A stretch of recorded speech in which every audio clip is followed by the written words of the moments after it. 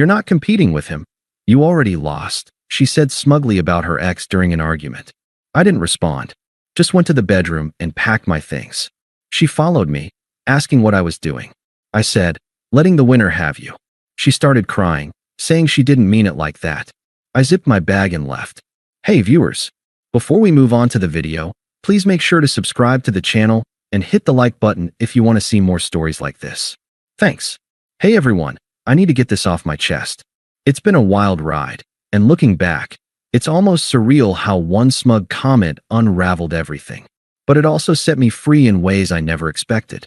This is long, but if you've ever been compared to an ex or felt like a backup plan, maybe it'll resonate. Names changed, obviously. Let's call her Emily, and her ex Mark. We'd been together for just over 3 years. I met Emily at a mutual friend's barbecue in the city where we both worked entry-level jobs back then. She was vibrant, funny, with this infectious laugh that could light up a room. I was the steady type, reliable, always planning ahead. I thought that's what she liked about me. From the start, I was all in. I supported her through everything. About 6 months in, she lost her job at a marketing firm due to cutbacks. It hit her hard. She'd cry at night, doubting herself. I picked up extra shifts at my engineering gig to cover rent while she job hunted. I cooked meals, listened to her vent for hours, even helped tweak her resume. When she finally landed a better position in a different city 2 hours away, I didn't hesitate. I requested a transfer from my company, packed up our apartment, and we moved together. It meant leaving my close-knit group of friends behind, but I figured it was worth it for us. We're building a future, I'd tell myself. Flashback to those early days. One night, after a rough interview for her, she came home defeated. I surprised her with her favorite takeout and a bubble bath ready. She melted into my arms, whispering, "You're my rock." Moments like that made the sacrifices feel right. I skipped a buddy's bachelor party to be there when she needed me. I put off pursuing a certification that could have boosted my career because it would have meant less time together during her transition. I was loyal, committed. Hell, I was saving for a ring, imagining proposing on a quiet weekend getaway. But cracks started showing. Emily had this habit of bringing up her ex, Mark, in casual ways at first. Mark used to take me on spontaneous road trips, she'd say while we watched TV, her tone nostalgic. I'd brush it off, thinking it was just reminiscing. Mark was the exciting guy from her college days, tattoos, motorcycle, always chasing adrenaline. They broke up because he was flaky, cheated once or twice, but she painted him as this larger-than-life figure. Over time, the comparisons got sharper, especially during arguments. It started subtle. If I suggested a budget for groceries because money was tight after the move, she'd roll her eyes. Mark never worried about pennies. He just lived in the moment.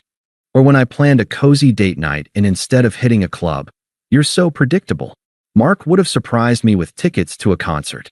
I felt the sting, but I'd swallow it. She stressed, I'd rationalize. Work's been tough. I tried harder, booked a surprise weekend at a cabin, splurged on gifts. But it never seemed enough. Then came the emotional distance. She'd stay late at work events, come home glued to her phone, giggling at texts. I caught glimpses, messages from Mark. Just old friends catching up, she'd say dismissively if I asked. One time, she posted a vague story on social media, a meme about missing that spark with someone who gets you. Friends messaged me asking if we were okay. I confronted her gently, but she gaslit me. "You're being paranoid." "It's nothing."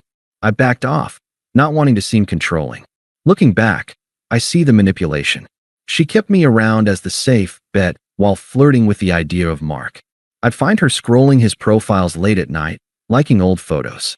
During sex, she'd zone out, and once, she even whispered the wrong name, claimed it was a slip. I forgave it, like an idiot.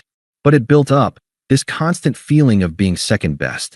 I was pouring everything into us, while she treated me like a placeholder. The breaking point came one Tuesday evening. I'd had a long day at work, dealing with a project deadline that had me pulling overtime. I got home, started dinner, hoping for a quiet night. Emily walked in, slamming the door. "Why didn't you text me back earlier?" she snapped.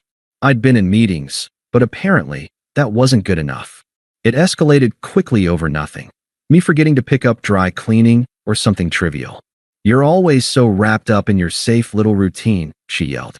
Mark would have dropped everything for me. I stayed calm. Emily, can we talk about this without bringing him up? She laughed, that smug, cutting laugh. Why? You're not competing with him. You already lost. Her eyes were cold, like she'd been holding that in for months. It hit like a gut punch. All those sacrifices, the loyalty, and this was how she saw me? A loser in some imaginary race. I didn't yell back, didn't beg or argue. The words hung in the air, and something inside me clicked. I stood up, walked to the bedroom, and started packing a bag. Shirts, pants, toiletries, methodical, like I was prepping for a business trip. She followed a minute later, confusion replacing the smugness. What are you doing? I zipped the duffel halfway, letting the winner have you. Her face crumpled. Tears started flowing. Wait, no? I didn't mean it like that. It was just an argument. Come on, don't be dramatic. I finished packing, grabbed my keys. Goodbye, Emily. And I walked out the door, her sobs echoing behind me. That night, I crashed at a hotel, then a buddy's couch in the old city. Blocked her number, socials, clean break. The confusion hit hard in those first days. Why had I stayed so long? The unfairness gnawed at me. I'd given up so much, only to be discarded like that. But I didn't reach out. Instead, I focused on me. Hit the gym, reconnected with friends, dove into that certification I'd postponed. Life started feeling lighter without the constant comparisons. Weeks turned to months. Mutual friends filled me in, unprompted. Emily had reconnected with Mark almost immediately, posted pics of them on dates, looking happy, but it unraveled fast. Mark was the same unstable guy, jealous rages, disappearing for days, even got physical once from what I heard. He cheated on her with an ex of his own, then ghosted. She lost friends who saw through her crap. Turns out, they'd been defending me behind the scenes. Her job suffered. She got demoted after missing deadlines amid the drama. Then the attempt started. First, a text from a new number. Hey, can we talk? I miss you. Ignored. Calls from her sister. You're being childish. She needs you. Hung up. She showed up at my old workplace. Thankfully, I transferred back. Desperation ramped up, revealing her true colors. But that's for later. Right now, I'm thriving. New job, new city vibes, even dating someone who appreciates the real me. Emily, she's irrelevant. That drive away from the apartment felt endless. The city lights blurred through the windshield as I gripped the steering wheel, my mind replaying her words on loop. You're not competing with him. You already lost. It wasn't just the smugness in her voice. It was the casual cruelty, like she'd been tallying points in her head all along. I'd been loyal, bending over backward to make her happy. And this was the thanks? A dismissal like I was some failed audition. I checked into a cheap hotel that night, the kind with thin walls and buzzing fluorescents. Sat on the edge of the bed, bag at my feet, staring at the wall. Confusion washed over me in waves. Why had I ignored the signs? The late nights on her phone, the way she'd pull away when I tried to hold her, the constant erosion of my confidence with those jabs about Mark. Flashback to a month earlier. We'd been at a dinner with her coworkers, and she laughed too hard at a story about her wild college days with him. I felt eyes on me, pitying, but I smiled through it, squeezed her hand under the table. Love makes you blind, they say. Turns out, it also makes you a doormat. The next morning, I called my boss and pushed through that transfer back to my original office in the old city. Crashed on my buddy Jake's couch while I hunted for a new place. Blocked Emily everywhere. No texts, no socials, no loopholes. It was a clean detach, like ripping off a bandage. The silence hit hard at first. I'd wake up expecting her good morning message, then remember. Days blurred into routines. Work, gym, grabbing beers with friends I'd neglected. Jake slapped me on the back one night. Dude, you dodged a bullet. Maybe, but it still stung. I let the unfairness simmer without acting on it. No angry posts online, no venting to mutuals. Just processed it internally. Why beg someone who saw you as a loser? I journaled a bit. Yeah, sounds cheesy, but it helped. Entries like, today, I realized her excitement was just chaos. I deserve peace. Started that certification course, aced it in weeks. Landed a promotion that came with a pay bump. Reconnected with old hobbies. Hiking trails I hadn't hit in years, reading books without interruption. Life without the emotional whiplash felt steady. Good. About a month in, The karma started trickling through. I didn't seek it out. Mutual friends spilled during casual check-ins. Emily had jumped straight back into things with Mark. Posted a photo of them at some bar. Her caption, rediscovering old flames. Smug as ever. But it didn't last. Mark was the same guy she'd left before. Unpredictable, with a temper that flared over nothing. Friends said he got jealous when she talked to male co-workers, accused her of cheating. One night, it escalated. He smashed her phone during an argument, then stormed out. She tried to downplay it, but word spread. Then the discard. Mark ghosted her after a couple months, right around when his own ex came back into the picture. Left her with a half-empty apartment and a bruised ego. Her job took a hit too. Missed meetings, distracted performance reviews. Got demoted to a junior role, the stress piling on. Friends who once defended her started pulling away. One told me, "We saw how she treated you." The truth came out. Isolation set in. Family tried to rally, but even they admitted she'd messed up. It was ironic. She chased better and ended up with less. I didn't gloat, just noted it as the universe balancing the scales. The confusion faded as I sat with it. Mornings became easier. I'd brew coffee, plan my day without second-guessing. Flashback to our last good weekend. A picnic I'd packed, her head on my shoulder as we watched the sunset. "This is nice," she'd said.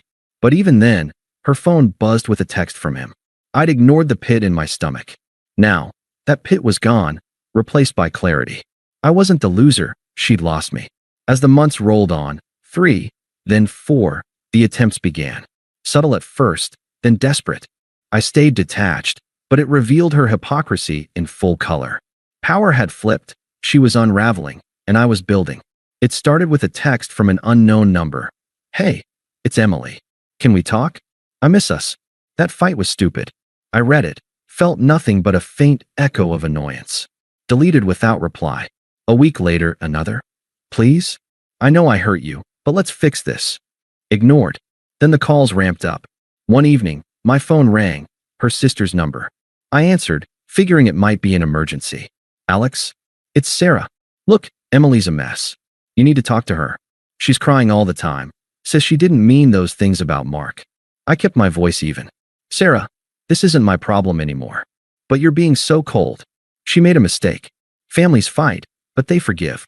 Come on, for old times' sake. Old times are over. Tell her to move on." Click. Emily tried again herself a few days later. A voicemail. "Alex, pick up. I was wrong. Mark was a disaster. He's abusive, unstable. I see now what I had with you. Please, call me back. I need you." Need. Not want, not love, need.